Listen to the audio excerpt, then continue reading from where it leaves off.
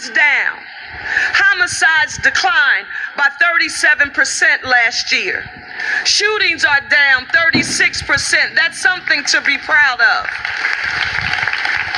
In Philadelphia, this is important to note. These trends are continuing. Homicides are down 14.6% through the first 5 months of this year. We are making progress, Philadelphia.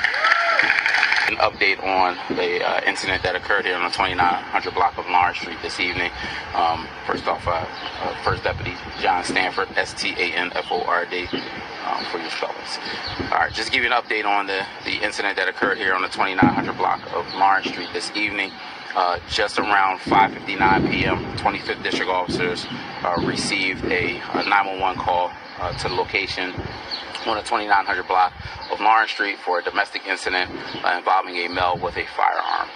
The officers arrive on location, they exit their vehicle and begin to approach the property of which the call came from, at which point in time they began to receive gunfire, take on gunfire from that residence.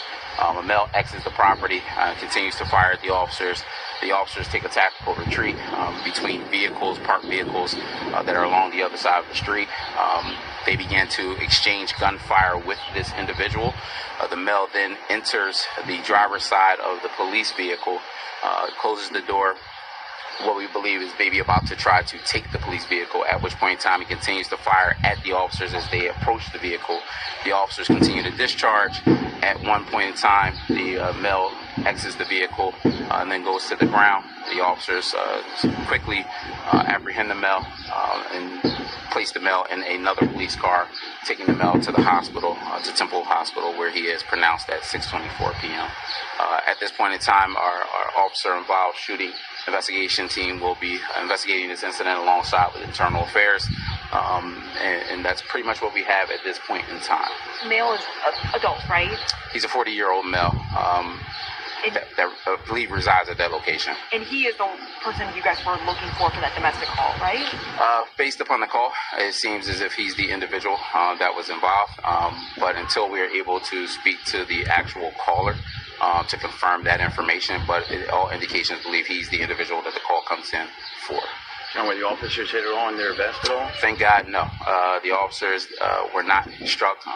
If you see the amount of gunfire and how their police car is shot up, it's just by the grace of God that we don't have a number of officers that were injured or killed in this incident. 4 officers discharged at the location here, and so again, very lucky.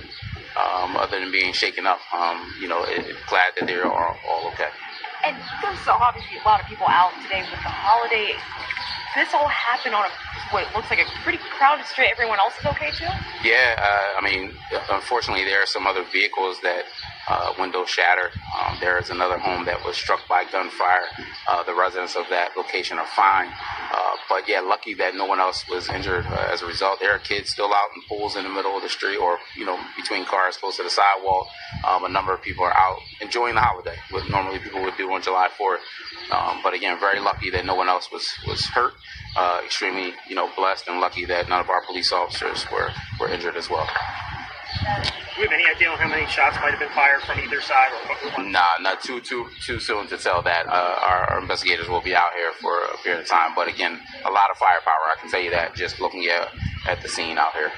Were you guys able to recover any weapons? Yes, his weapon is inside of the vehicle. I'm glad you asked that question. When he was inside of the vehicle firing at our officers, prior to him exiting the vehicle, he dropped his vehicle on the passenger side floor of the inside of the police vehicle and then exited.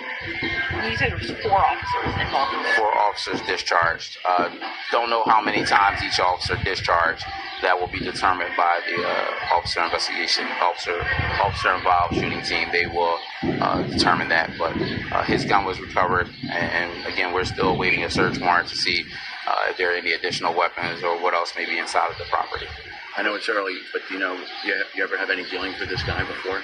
I don't know if this is a location where they've had a number of calls. That's something that we'll definitely look into. I know that based upon the 911 call today, the caller called a couple times, hanging up right before the officers arrived. But I don't know if there's a premise history here that shows a history of any type of incidents at the location. That's something that will be looked into. We don't know who that caller, or you haven't identified who that caller is yet, like in relation to this guy yet. Have you? Relative, not sure in terms of confirming. Don't want to confirm that until we're able to actually speak with the individual. Did he say anything coming out, or did he just?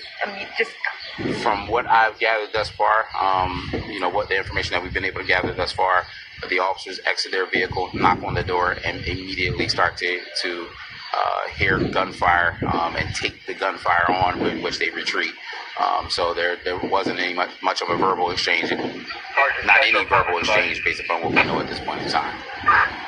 Shooting from inside the house first. From inside the house first, and then comes out of the house and continues to fire at the officers as they are trying to take cover.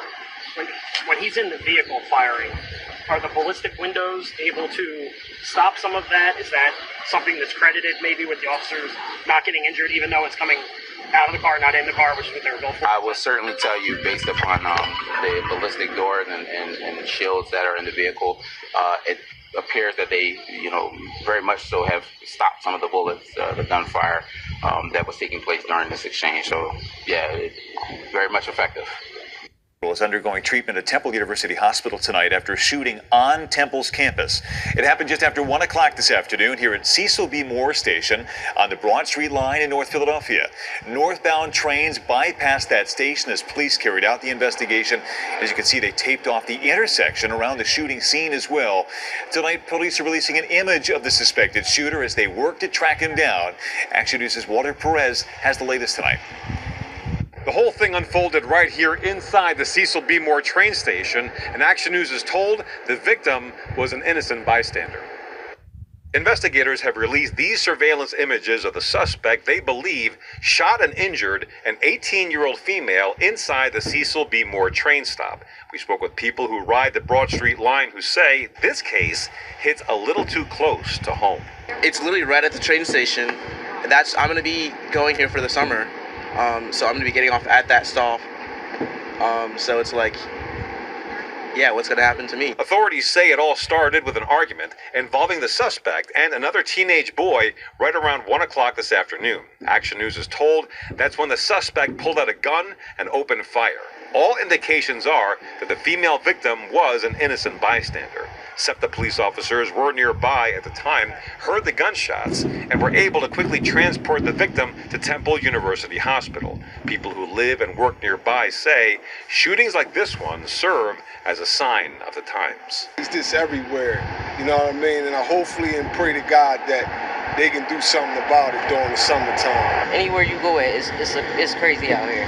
I feel sorry for the youth that we got growing up out here. You can't even stand on the bus stop and think you're safe out here no more. At last check, we're told that the victim remains hospitalized in stable condition. If you recognize the person in those surveillance images, please contact police.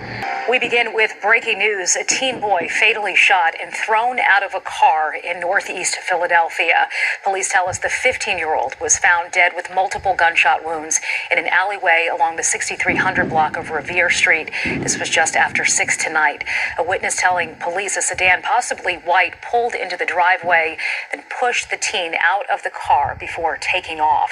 And shortly after that shooting, we learned that an 18-year-old woman had been shot in a road rage shooting on Roosevelt Boulevard in Bustleton. Police say the woman was shot in the shoulder.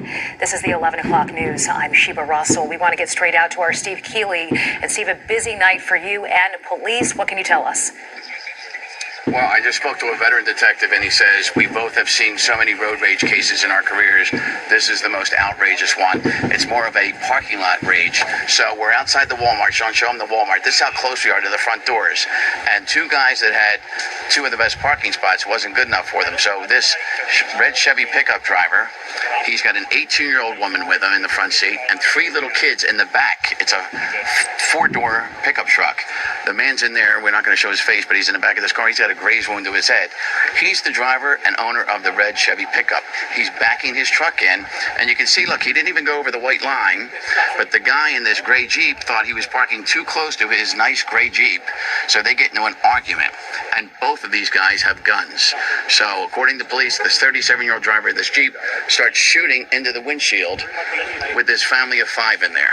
Fortunately, nobody's killed, but the worst hurt is this 18-year-old wounded in the shoulder, the female, and she's at the hospital and stable. Now we're going to walk to the front of this man's Jeep, and this guy who was worried about a scratch on his Jeep somehow fired a gun when he was all upset through his own windshield, because you can see the glasses pushing out, and that's an evidence that it was coming from inside going out. So he fired a shot through his windshield there of his own vehicle while he was all upset. And again, this is outside the Walmart. Now look on the roof of the Walmart. You've got cameras that captured all this. Then behind us, as my man Sean Park turns around, there's one of these mobile cameras. So there's so much surveillance of this, and these guys know they're under surveillance.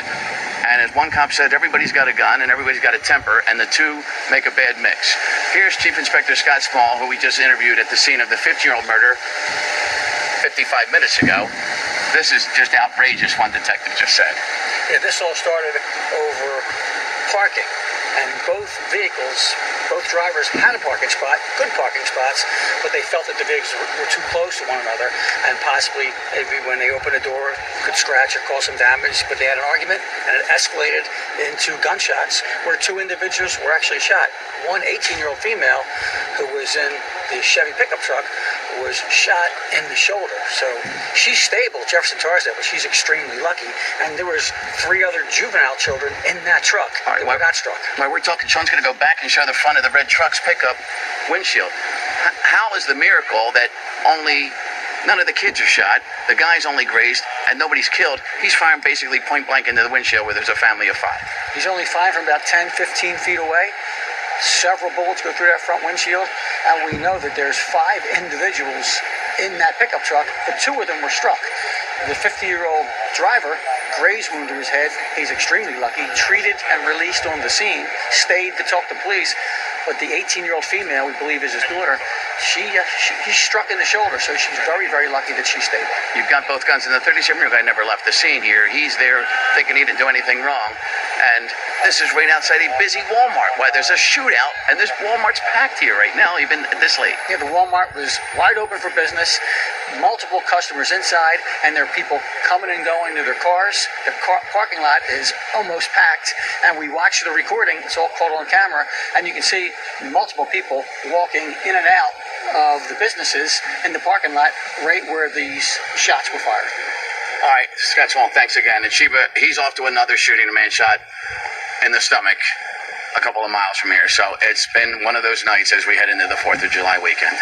Well, Siafa and Jessica, the details of this case are just tragic and terrible.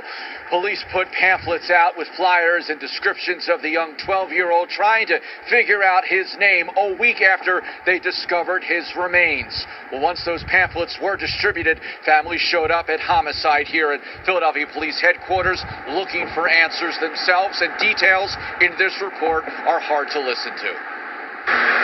Detectives were back looking around some dumpsters near 56th and Cherry in West Philadelphia. This is the area where sanitation workers discovered a body last Wednesday. At the time, investigators initially told CBS News Philadelphia the body was that of a man in his 20s. But last night, police sources revealed that those human remains were actually a 12-year-old boy named Hezekiah Bernard. Investigators say he had been shot once in the head, his body wrapped in a comforter, his head in plastic.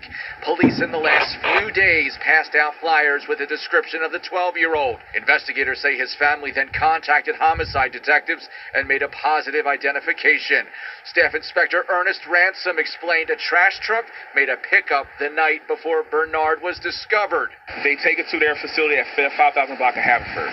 Now, they go back to fill it up with more trash.